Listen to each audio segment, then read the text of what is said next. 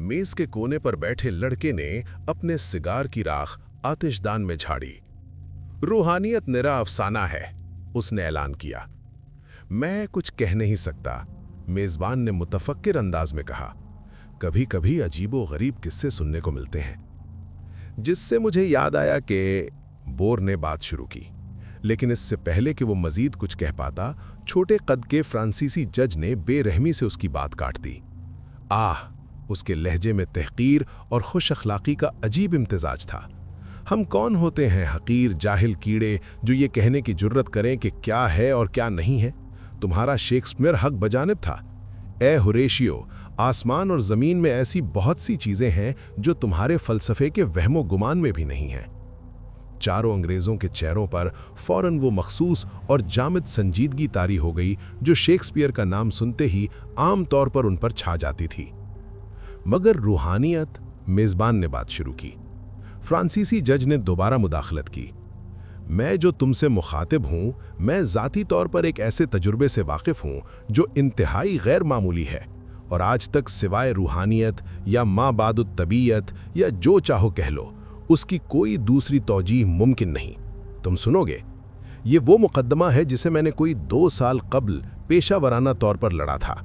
अगरचे यकीनन वो वाक़यात जो अब मैं इनकी दुरुस्त तरतीब के साथ बयान करूँगा मुकद्दमे के दौरान ही सामने आए थे। मैं इन वाक़यात की कड़ियाँ तुम्हारे लिए जोड़ता हूँ, ठीक है? बोर, जिसे अपनी कहानियों के अलावा किसी और की कहानियों से सख्त चिढ़ थी, ने बेजारी से नथुने फुलाए। बाकी तीनों ने बगौर सुनने की तैयारी कर ली। ड्राइंग रूम से, जहां खवातीन खाने के बाद जा चुकी थीं, पियानो की मध्यम धुनें सुनाई दे रही थीं। छोटे फ्रांसीसी जज ने अपना गिलास क्रीम डे मेंथ के लिए बढ़ाया। उसकी आंखों में दबी हुई हैजान खेजी चमक रही थी। उसने इस चमकदार सब्ज सायाल में यूं गहरी नजर डाली, गोया उसमें तस्वीरों का कोई चलता फिरता मंजर देख रहा हो। फिर उसने शुरू किया। खज़ां की एक धुंधली शाम, एक नौजवान दराज कद और जैतूनी रंगत का हामिल पेरिस से लॉन्ग चैम्प्स जाने वाली सड़क पर महवे सफ़र है। वो तेज़ और हमवार कदमों से चल रहा है। कभी कभार एक पोशीदा इस्तराब उसके चेहरे को तारीक कर देता है। अचानक वो बाएं जानिब मुड़ता है। यहाँ रास्ता ढलवान और कीचड़ से भरा है। वो जर्द रोशनी के एक धुंधले दायरे के सामने रुकता है, जिसकी मदद से कोई बमुश्किल इमारत के खाके को पहचान सकता है। तंग दरवाजे के ऊपर एक चरचराता हुआ बोर्ड लटक रहा है जो हर खासो आम को मुत्तल्ले करता है कि ये लू नॉर है, जो रेस कोर्स से कुर्बत और अपने आला इंतजाम की वजह से बहुत मकबूल है। वाला, हमारा दोस्त बड़बड़ाता है। अंदर दाखिल होने पर उसका इस्तकबाल एक तनोमंद सराय वाले ने किया, जो एक समझदार आदमी था और लॉन्ग चैम्प्स में कयाम पजीर होने से पहले जिंदगी के नशेबो फराज देख चुका था। नौजवान उसके चेहरे से नजरें हटाते हुए यूं देखता है जैसे किसी और चेहरे को तलाश कर रहा हो, फिर खुद पर काबू पाते हुए रात के लिए कयाम की दरखास्त करता है। मुझे सख्त अंदेशा है कि सराय वाले ने बात शुरू की, फिर एक ख्याल आने पर रुक गया। अरे ओ गेस्टन, क्या नंबर 14 वाले साहब और मैम साहब रवाना हो चुके हैं? जी हाँ जनाब, आज सुबह सवेरे ही। आप मंडी गए हुए थे, इसलिए मैडमोजेल ने बिल अदा कर दिया। मैडमोजेल जहान? अजनबी ने चौंक कर ऊपर देखा। मेरी भतीजी जनाब, आपने शायद उसके बारे में सुना हो, क्योंकि मैं आपके ईज़ल से देख सकता हूं कि आप मुसव्विर हैं। उसके बारे में मशहूर है कि वो नायाब हुस्न की मालिका है।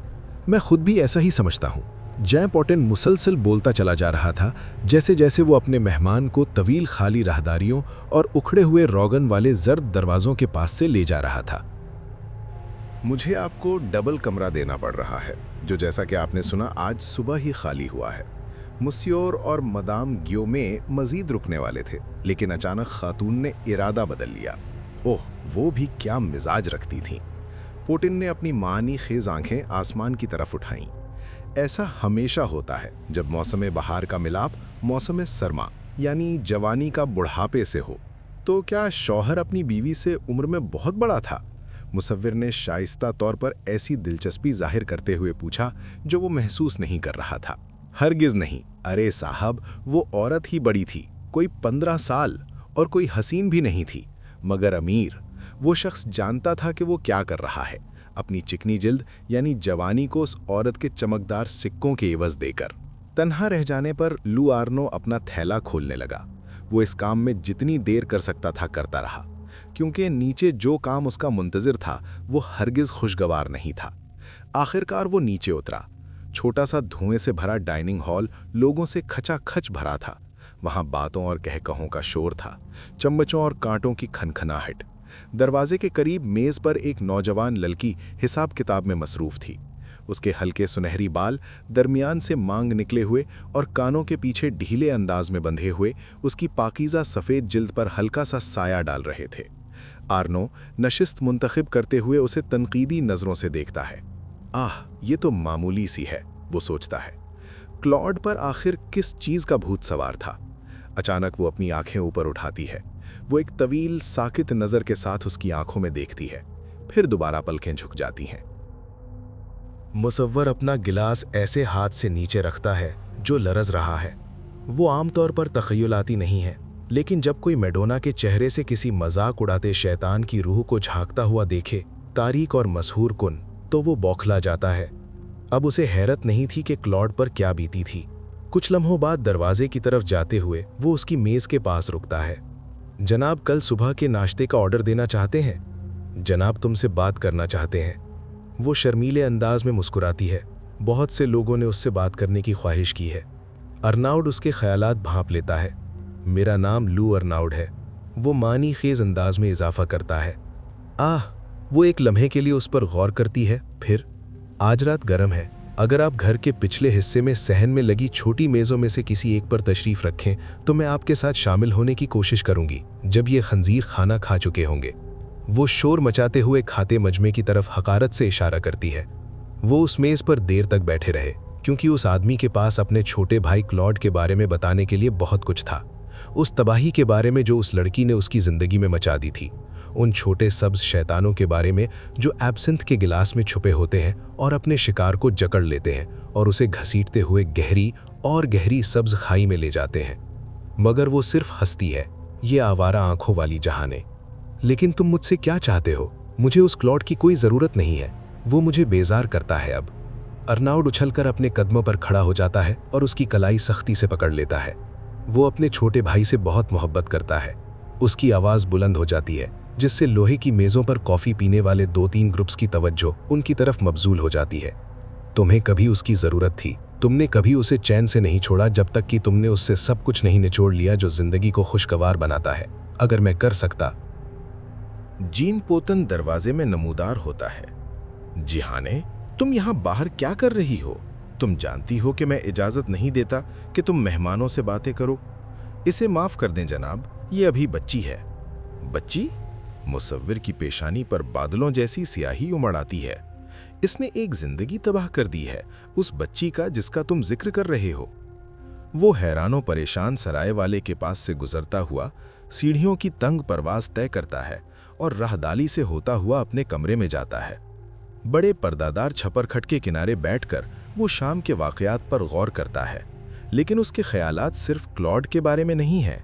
वो लड़की जिसका चेहरा जर्द और बाल फीके हैं और आंखें ऐसी सुरमई जैसे बरसने से पहले तूफानी बादल हों, वो उसके हवास पर छा रही है।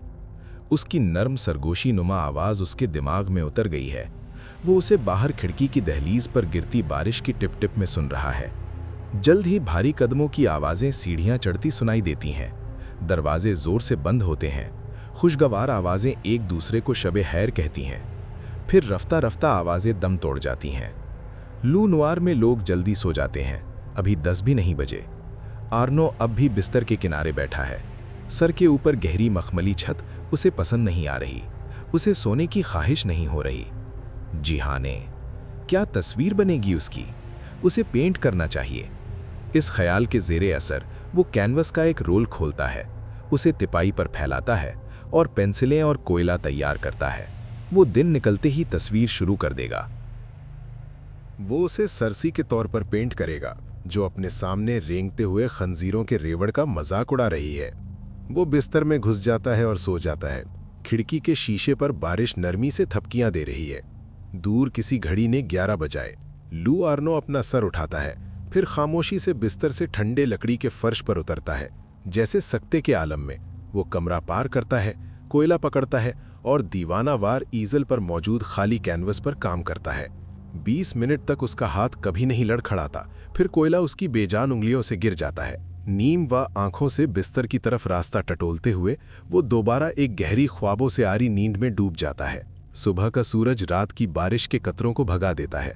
सराय में सरगर्मियों के आसार नुमाया है।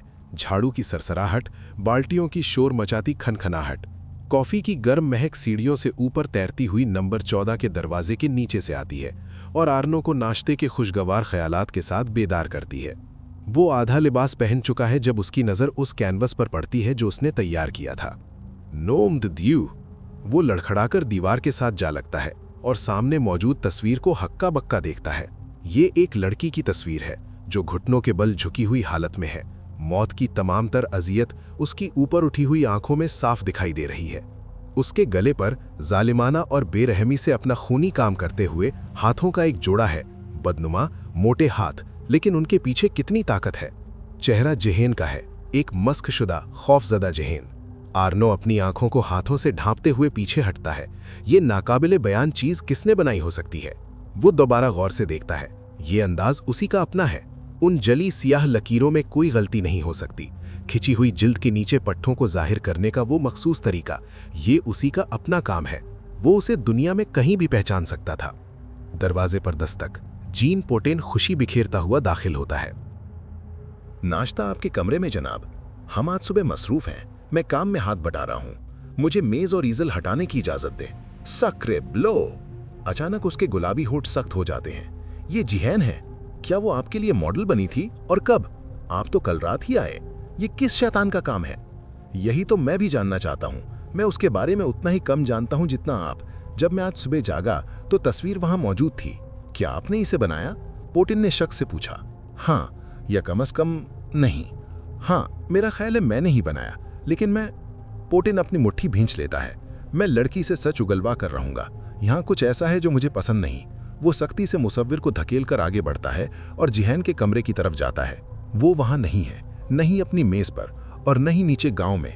वे हर जगह तलाश करते हैं। एक शोर मच जाता है, लोग इधर उधर भागते हैं। फिर अचानक एक चीख और खामोशी, एक खौफनाक खामोशी।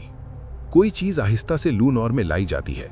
कोई ऐसी चीज जिसके सफेद गले पर बदनुमा जामुनी निशान थे। ये जिहैन है और वो मर चुकी है, उन हाथों के जोड़े से घुटी हुई जो पीछे से आए थे। तस्वीर की कहानी तेजी से एक मुंह से दूसरे मुंह तक पहुंचती है।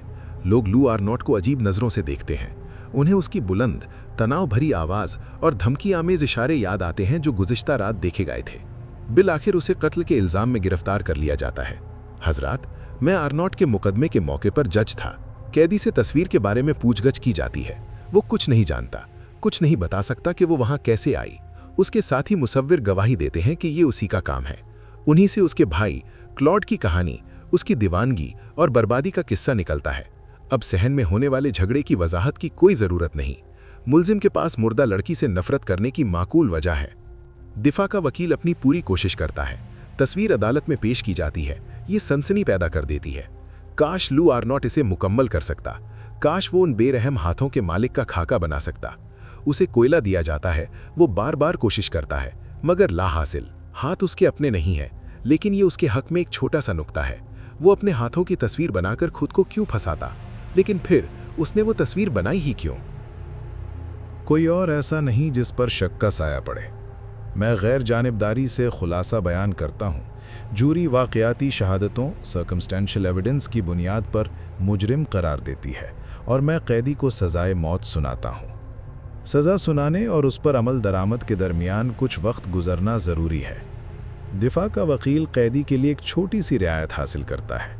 वो अपने सेल में तस्वीर और कोयला रख सकता है। शायद वो अभी भी खुद को उस जाल से आज़ाद कर सके जिसने उसे जकड़ रखा है। आर्नो ख्यालात को मिटाने के लिए अजीब व गरीब अंदाज में मुड़े हुए फर्जी खाके बनाता और मिटाता रहता है। वो नामालूम कातिल के अंदाज को दुरुस्त नहीं कर पाता। चुनांचे मायूसी में वो इसे छोड़ देता है। एक सुबह फांसी से 3 दिन पहले सराय वाला उसे मिलने आता है और उसे तंग पलंग पर मुंह के बल लेटा हुआ पाता है। अपने दुख के बावजूद उसे नौजवान पर तरस आता है और ना ही वो अपने समझदार मुतवस्सित तबके के जहन में उसके मुजरिम होने पर कायल है। तुम्हें दूसरा खाका बनाना होगा, वो बार बार दोहराता है। ये तुम्हारा आखिरी, तुम्हारा वाहिद मौका है। उन चेहरों के बारे में सोचो जो तुमने लू नवार में देखे थे। तुमने बाग में जेहान से अपने भाई के बारे में झगड़ा किया था, फिर तुम अपने कमरे में चले गए। ओह, तुमने अपने कमरे में क्या सोचा?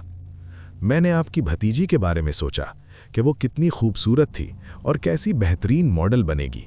फिर मैंने सुबह के लिए खाली कैनवस तैयार किया और सो गया। जब मैं जागा तो तस्वीर वहां मौजूद थी। और तुम्हें इससे ज्यादा कुछ नहीं याद? कुछ भी नहीं? जीन पोटेन इसरार करता है। तुम फौरन सो गए, तुमने कोई आवाज नहीं सुनी। सेल की सलाखों वाली खिड़की पर बारिश नरमी से बरस रही है। दूर किसी घड़ी ने 11 बजाए। मुसव्विर के दिमाग में जैसे कुछ टूटता है। वो सर उठाता है, वो बिस्तर से फिसलता है। जैसे सकते के आलम में वो सेल पार करता है, कोयला पकड़ता है और दीवानावार ईजल पर मौजूद तस्वीर पर काम करता है। बोलने की जुर्रत ना करते हुए जीन पुटेन उसे देखता है। हाथों के पीछे वाला वजूद आर्नो की उंगलियों के नीचे बढ़ता और उभरता चला जाता है। एक औरत का पैकर, फिर चेहरा, एक भद्दा कीना परवर चेहरा जो शैतानी जज्बात से बिगड़ा हुआ है। आह, ये सांस रोके हुए सराय वाले की शनाख्त की चीख है। ये शहर को तोड़ देती है।